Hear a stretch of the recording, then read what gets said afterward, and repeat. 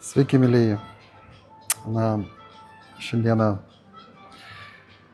tokia įdomi, graži aplinka su Eglės sanatorija Birštone. Vakar dariau trumpus įrašus apie ančių kankynės, bet šiandieną ne apie tai. Norisi tokioje aplinkoje, tokioje ramybėje iš tikrųjų išsakyti savo mintis, kurios, žinoma, atsirado ne dabar, ne šiuo momentu, bet jos sklando galvoje jau kurį laiką būtent apie ramybę. Apie ramybę, kuri, sakykime, vienoje aplinkoje yra labai tokia lengvai prieinama ir kitoje aplinkoje praktiškai neįmanoma. Ką aš turiu omeny? Aš turiu omeny Vilnių.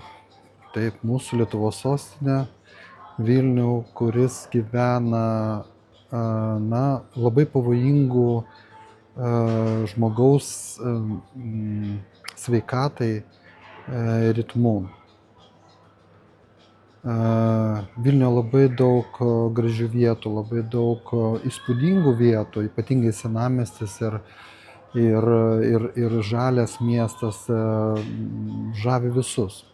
Tikrai žavi visus ir tiek vietos gyventojus, tiek atvykusius, ypatingai žavi užsienio turistus. Ta girdžiu dažnai, kadangi tenka susitikinėti su jais tiesiogiai ir pirmas momentas, ką jie pasako, koks Vilnius yra gražus. Kaip čia gera, kaip čia saugu gyventi. Saugu dėl ko?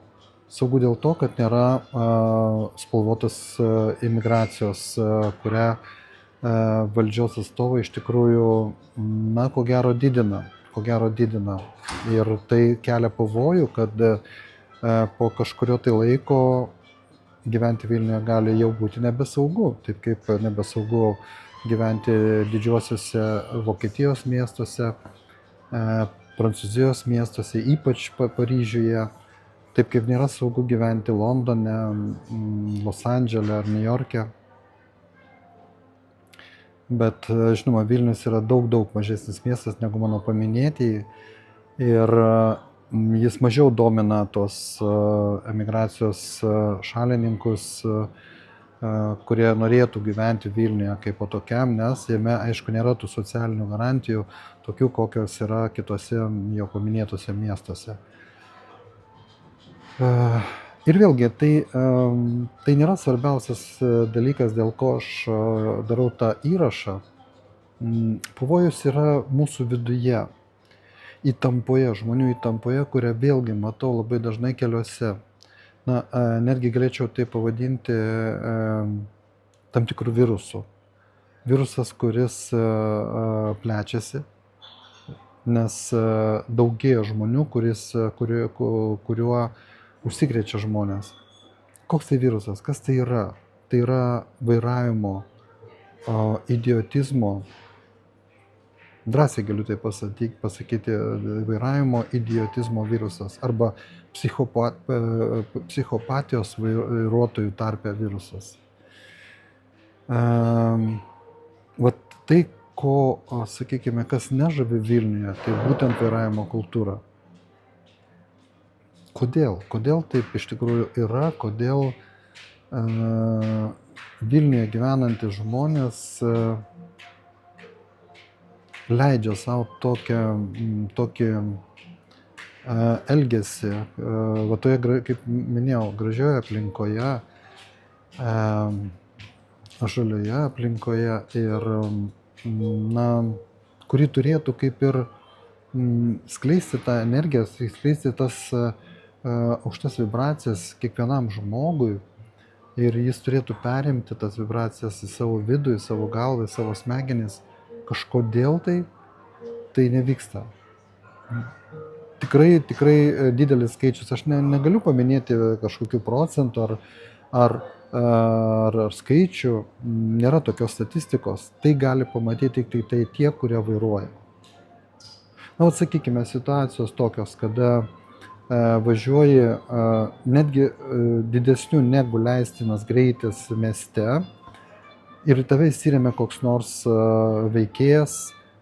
Na vėlgi, nenorėčiau kaip ir įvardinti, bet daugumoje atveju tai yra koks nors visureigio vairuotojas. Naujesnis automobilis. Labai dažnai tai būna BMW automobilis. Ir jis tarsi stumia tave ir rodo, kartais net pradeda mirksėti, rodydamas tokiu būdu, kad reikia pasitraukti. Man reikia pasitraukti. Na, kodėl man reikia pasitraukti? Kodėl dabar staiga aš turėčiau važiuoti taip greitai, taip kaip jisai? Kodėl aš turiu skubėti taip, kaip jisai skuba kažkur? O kur jisai skuba? Jisai skuba, lekia, aplenkia, staiga atsistoja priekį ir jis parodo, kad priekį mano automobilio ir jisai parodo, kad koks aš čia va toksai negeras, nekultūringas vairuotojas, ta prasme, kaip aš išdrįsau jo nepraleisti. Ir čia kas tai yra normalu? Tikrai ne. Pristabdo, dar pagrasina, kad tokiu būdu, nes tai atrodo kartais labai agresyviai ir grasinančiai. Niekur nemačiau tokių vaizdų užsienyje. Niekur vėlgi, labai čia aš taip supaprastinau tą, civilizuotose šalyse, sakykime, tokioje kaip Anglija, ar ne? Tikrai tenka ten dalyvauti kaip eismo dalyviui, ne pačiam už vairo, bet mano dukra vairuoja ir neteko matyti, kad tokie vaizdai, kad kažkas tave spaustų, kad kažkas tave aplinkinėtų, kažkas tave erzintų tokiu būdu ir norėtų pats išstumti iš kelio. Nėra tokių vaizdų. Visi labai normaliai, kantriai važiuoja ir kada atsiranda galimybė, tada tiesiog vienas pasitraukia, kitas toliau važiuoja. Toks tolerantiškumas, toks palaikymas kelyje labai akivaizdžiai jaučiasi. Los Andžele taip pat lygiai visokių žmonių yra, pilna žmonių yra.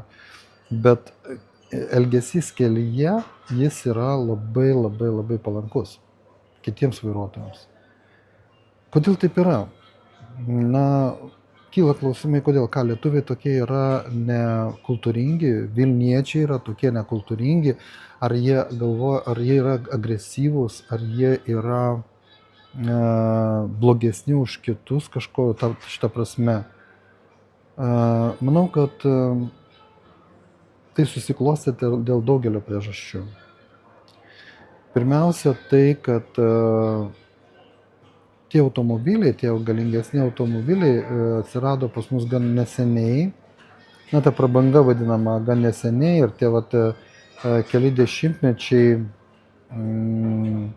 to prabangaus normalaus gyvenimo yra tik tai labai trumpas laikas ir todėl nesusiformavo tam tikra kultūra, kuri, sakykime, ta geranoriškumo kultūra.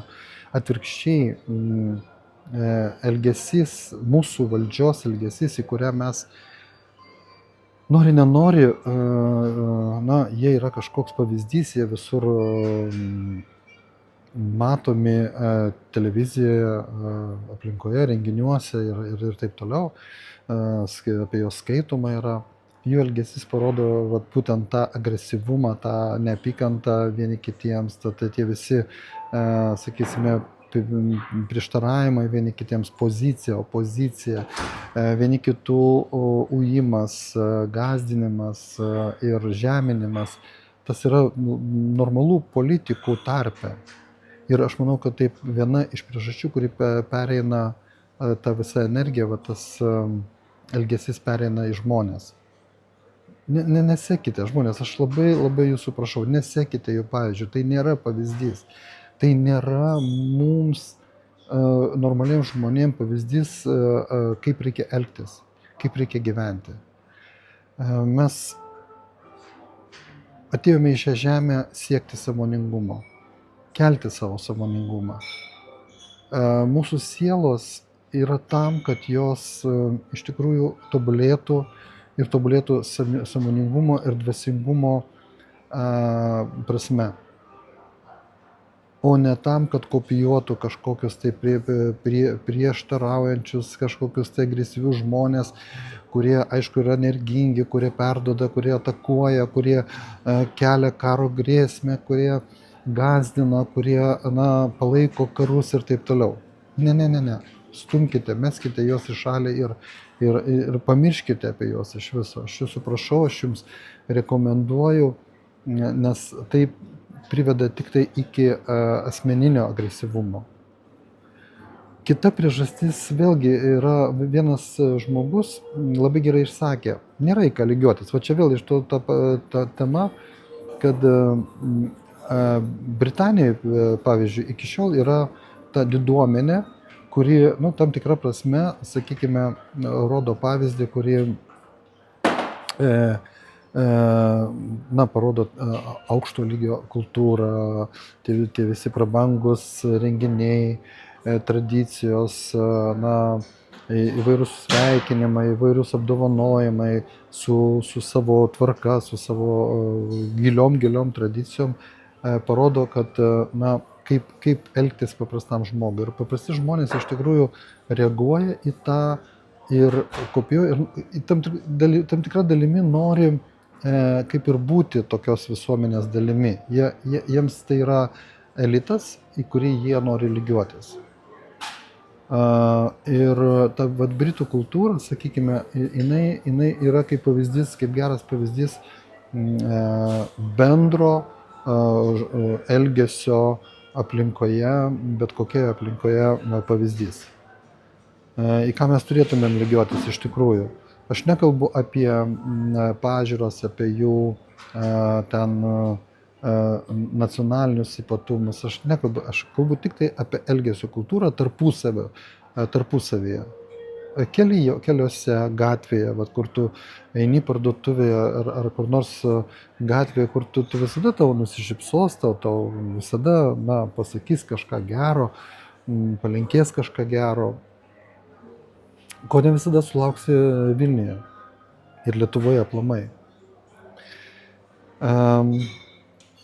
Norėtųsi, kad mes iš tikrųjų galvotumėm labiau apie savišvietą. Šiuo metu, visai neseniai, ketvirtadienį vyko labai svarbi konferencija Lietuvos mokyklų direktoriams, vadovams ir prisijungė, registravosi virš 200, apie 250 mokyklų, dalyvavo pusė, kaip taisyklė, 127 mokyklų atstovės dalyvavo konferencijoje ir tai didelis skaičius. Apie ką konferencija? Apie vaikų ugdymą. Apie tai, kaip vaikai galėtų atgaminti savyje, savo smegenyse, savo mąstyme norą tobulėti.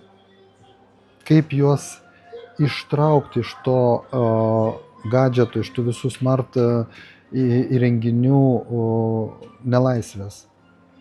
Mes pasiūlėme 3 įrankius. Apie tai jūs galite rasti. Kas mes? Mes tai grupė žmonių, kurie turi šios įrankius, kurie ilgai aptarinėjo, labai ilgai apie tai kalbėjo, tarpusavyje bendravom. Ir mes pasivadinome šviesos vedliais. Priėmėme tam tikras nuostatas savo ateities gyvenimui. Priėmėme tam tikrus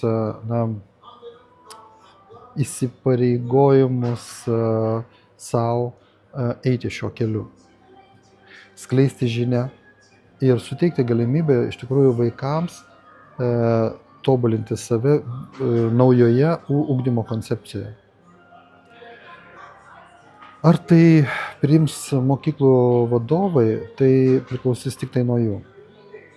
Kas yra mūsų galioje? Mūsų galioje yra tik tai sklaida. Mes skleisime toliau ir toliau šią žinią ir tas galimybės į pasaulį, Lietuvai.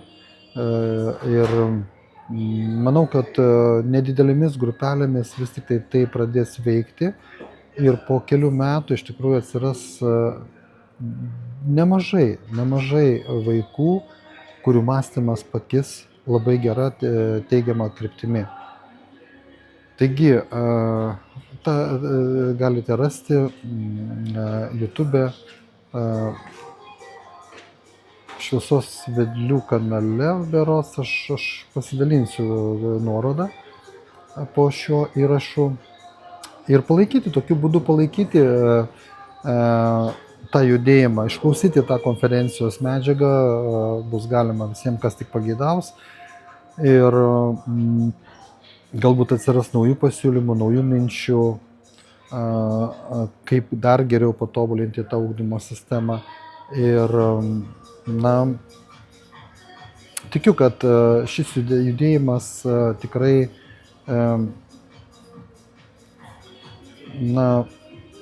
padarys didelį žingsnį į priekį, tobulėjimo prasme.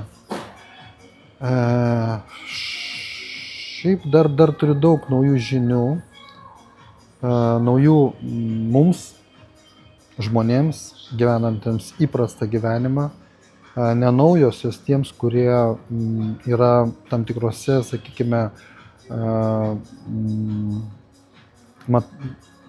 mąstymo laukuose ir tam tikroje aplinkoje, kuri leidžia gauti labai gilias žinias iš